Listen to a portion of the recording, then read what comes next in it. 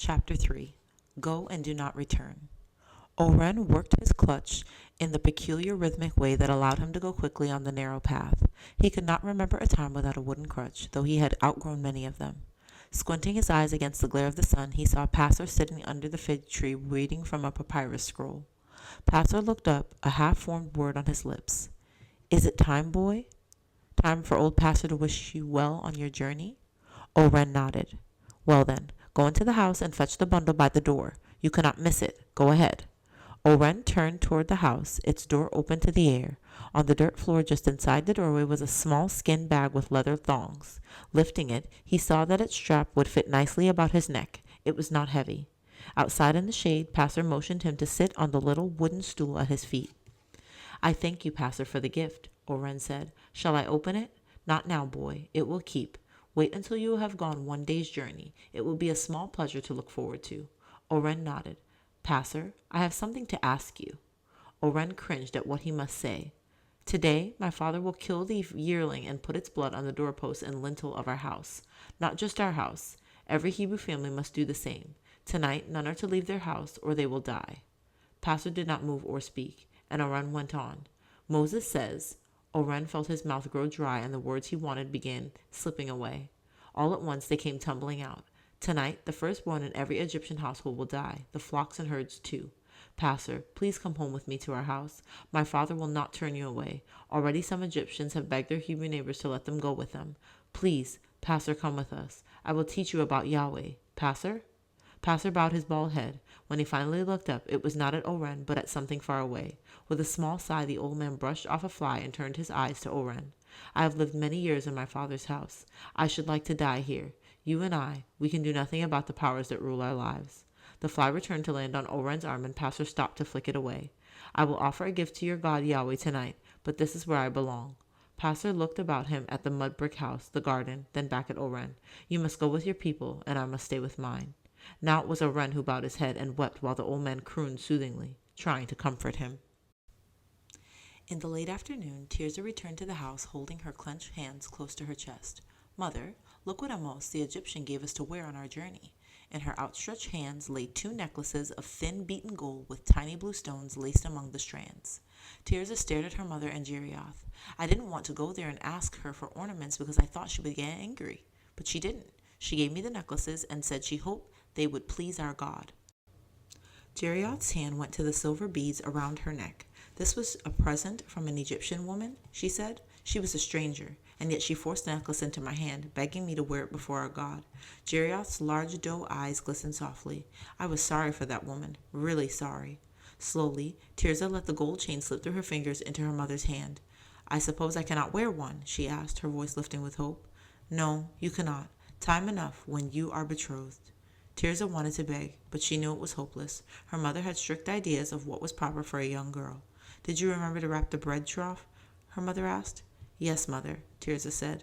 Looking about at the bare walls, the empty shelves, against the far wall stood the packs each would carry. Only a bundle of rushes and the things they would need for this night's supper remained unpacked. The rushes, her mother had said, were to sweep the house one last time before they left. She would not leave it dirty for whoever might come after them. Who would come to live here? Tirzah wondered.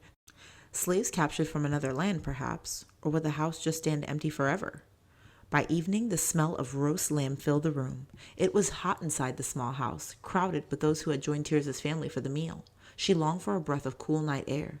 The door was shut tight against the terrible thing that was coming. Would she hear it? Not for anything would she go outside that door marked with the lamb's blood.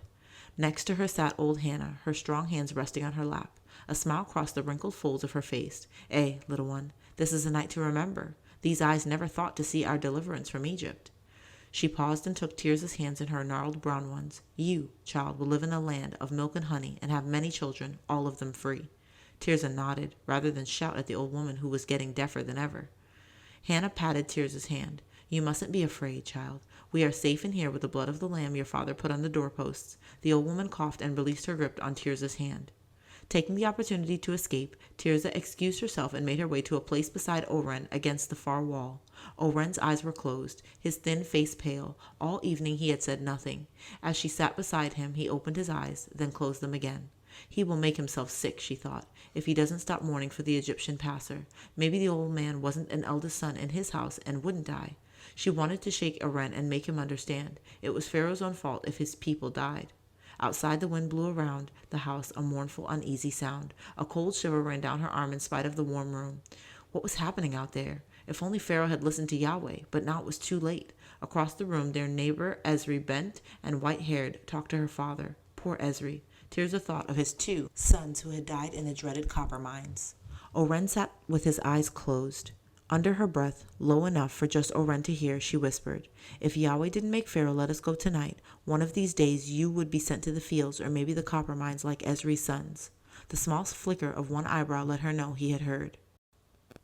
Tirzah closed her own eyes and found herself wondering about the runaway Amorite they had met in the marshes. He was probably safe inside the house of a Hebrew family somewhere in Goshen, its door like theirs outlined in lamb's blood. She opened her eyes and looked at her father talking quietly with the men. She was glad he had done what Moses commanded. Yahweh would see and know they were obeying him, and they would be safe. Her mother's voice startled her. Oren poked her ribs, and Tirzah wondered, had her mother called her more than once? The meal was ready, the lamb at the center, bowls of bitter herbs and unleavened bread placed around it. Her father, Molid, old Ezri, Ram, the twins, and Oren stood together, the men with their staffs in their hands.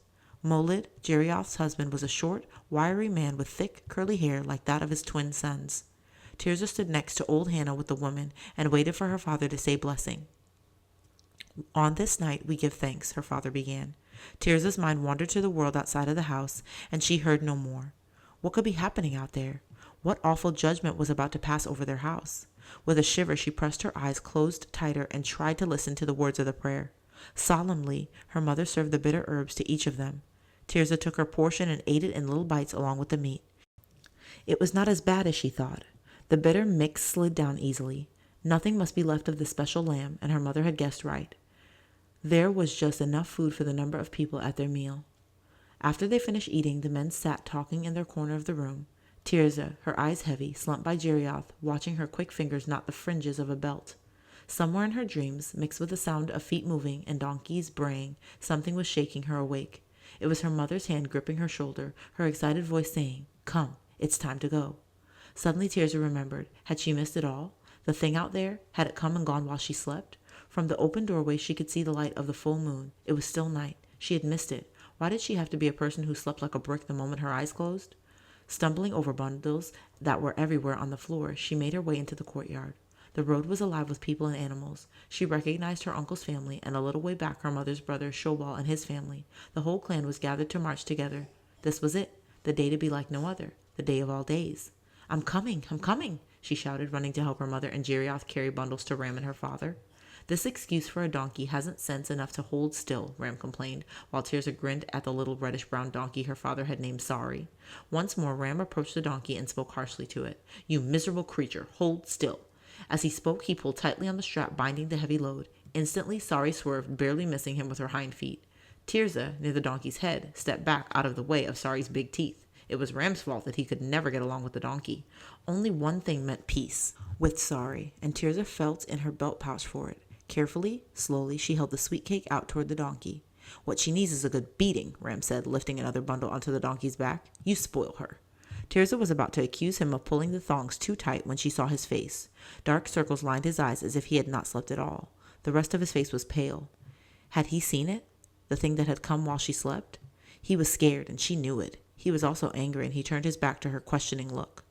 By the time they began to move, Tirzah found herself assigned to a place in the strict line of march. She could not see Abihail or leave to find her. For that matter, in spite of the full moon that touched everything with soft brightness, she could see little either in front of her or in back, except for the donkeys piled high with bundles. On either side of her was a wall of people. It was as if a feast day crowd had suddenly grown until it covered the land solid with people. In her own place in this living, moving mass, she walked with her cousins, all of them near her age. They pressed close, and Tirzah was glad for her company in the strange night that covered everything outside the light of the torches.